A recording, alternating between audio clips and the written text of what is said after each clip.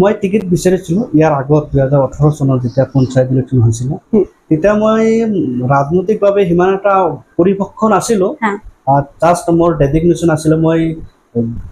গোৱালপাৰা জিলা যুৱ সংসদৰ সাধাৰণ সম্পাদক আৰু সমষ্টি এনএছৰ সভাপতি যেতিয়া পঞ্চায়ত ইলেকশ্যন আহিলে তেতিয়া মোৰ কেইটামান সতীৰ্থ বা মোৰ লগ বন্ধুহঁতে ক'লে যে নাই টিকেট বিচৰা টিকেট পোৱা যাব বা যুৱ প্ৰজন্মক কংগ্ৰেছে প্ৰাধান্য দিয়ে টিকেট বিচৰা মই বিচাৰিছিলোঁ 2018 চনত মানে যিকি নহওক কিবা কাৰণত মোৰ হোৱা নাই তেতিয়া মই ৰাজনৈতিকভাৱে সিমান এটা জোৰো দিছিলোঁ তথাপিও মানে ক'ৰবাত নহয় ক'ৰবাত মোৰ এনেকুৱা ফিল হৈছে যে মই এইবাৰ চাগে